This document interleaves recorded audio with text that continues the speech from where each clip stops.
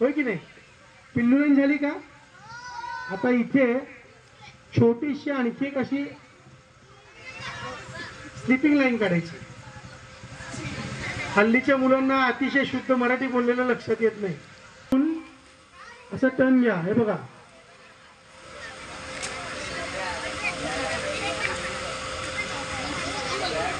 आणि नंतर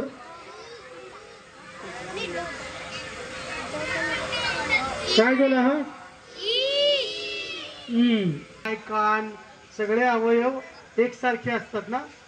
तर माझा एक कान छोटा, दुसरा कान मोठा असा आहे का? नाहीये. त्यामुळे अक्षरांना जे अवयव असतात ते एकसारखे यायला पाहिजे. बाबा ई काढत असताना साधा ई काढायचा आणि नंतर आपण मराठीमध्ये 8 असे लिहितो ना बाळांनो. इथं हेच 8 उलट लिहायचे. तिकडे बघा, अगदी छोटे घ्यायचे. त्या वरच्या चिन्हाला काय म्हणतात बरं?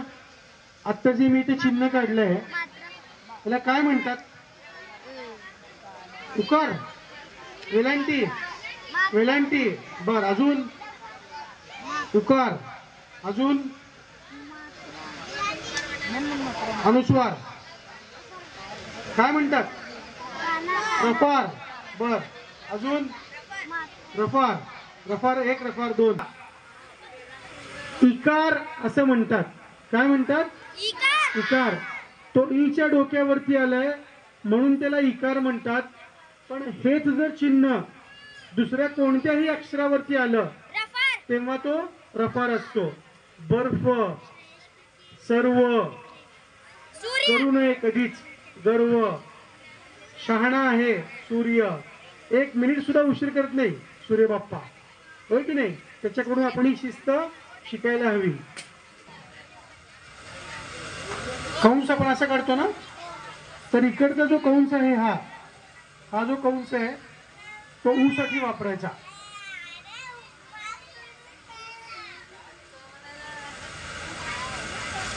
करायचे उलट 8. अला घेतलं की नाही, ओमला आणि अला वळण, तेच वळण इकडे घ्यायचं. आता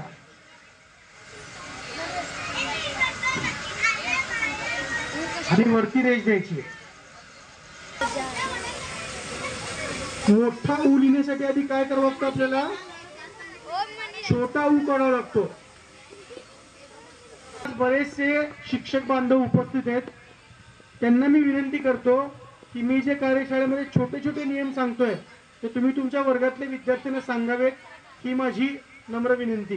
आता उकाराला आपण काय करतो सर, बऱ्याचदा मधून उकार देतात मुलं. तर उकार तसा नसतो, हा खालच्या बाजूने द्यायचा असतो असा. हे बघा, हा असा उकार असतो. गणपती बाप्पाच्या कानासारखा. गणपती बाप्पाचे कान कसे आहेत हे चेक करायला स्वतःचे कान.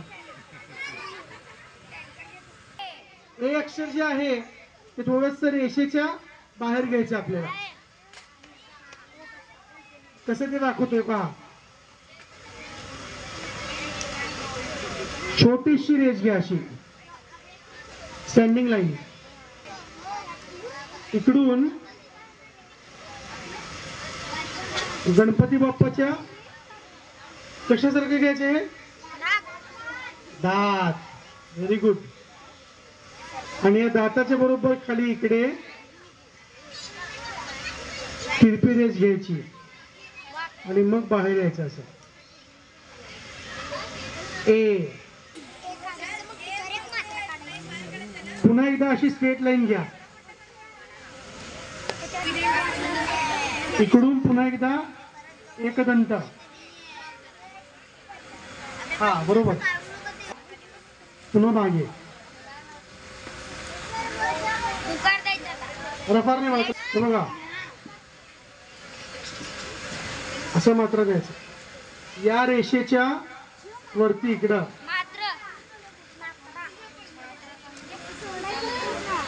ए आई असेल आणि जर कुणी आपल्या ओळखीत नसेल तर आपण त्यांना कसा हाक मारतो? ओ. आणि समोरची व्यक्ती कोण आहे त्यानुसार आपण नातं जोडतो त्या व्यक्तीशी. ओ काका, ओ मावशी, ओ अंकल. आपण जर भाजी आणायला गेलो, ओ आजी, होय की नाही? ओ आजोबा. Very good. आधी आ लिहायचा. आ.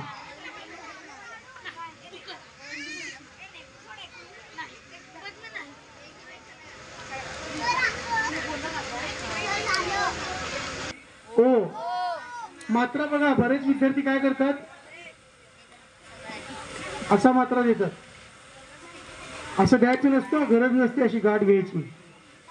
हे बघा मात्रा कसं द्यायचं पहा.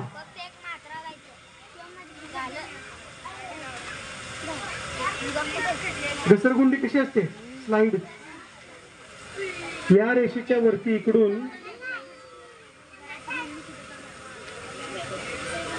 ओ. असं चालेल का? मग कसं काढायचं? दोन्ही मात्रे सेपरेट काढायचे. पण ते सेपरेट काढत असताना सुद्धा तू काढलंस माझ्या आधी.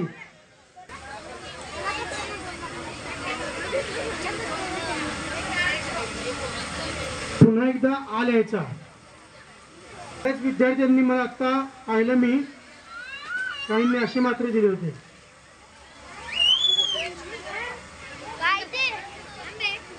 नाही, मी बघितलं आता, काहींनी असे दिले होते.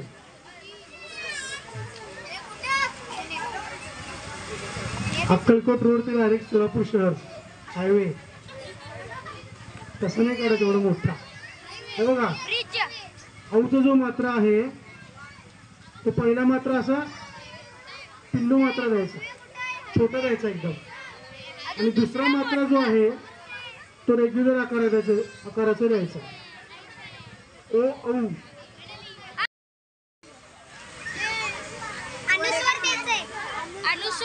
छोटा अनुस्वार द्यायचा वरती.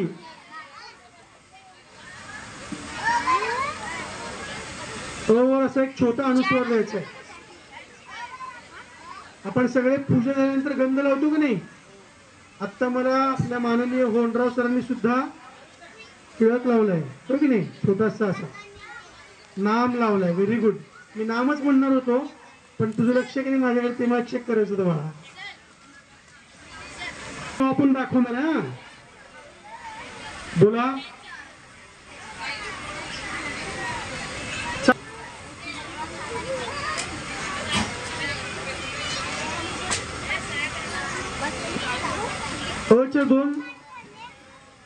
अचे जे समोर मी दोन बिंदू दिलेत त्याला काय म्हणतात?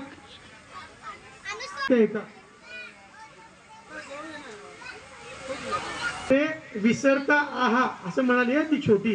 ती असं टाळ्या वाजवत यासाठी. ऍक्च्युली ते अच्या पुढे विसर्ग, जसं तुमच्या आपल्या मणिधारीमध्ये निसर्ग बहरलेला आहे तसं विसर्ग.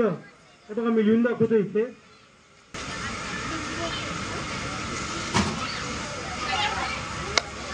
काय म्हणतात त्याला? विसर्ग म्हणायचं. विसरत आहा नाही म्हणायचं बाळा. थँक्यू. अच्या पुढे सगळेजण म्हणा, अच्या पुढे विसपेट. पण तरीही मी तुम्हाला इथे फळ्यावरती येऊन दाखवतो. आणि अच्या डोक्यावरती काय द्यायचं? चंद्र. म्हणजे तो काय होतो?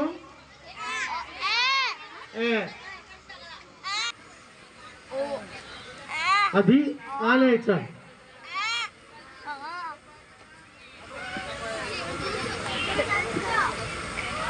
आणि इकडे पुन्हा एकदा चंद्र द्यायचा असा. काय झालं? मला बरं सोपं पडतं लिहायला.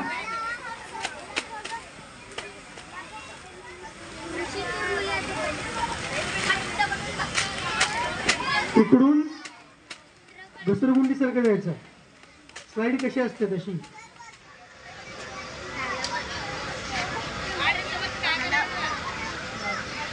हा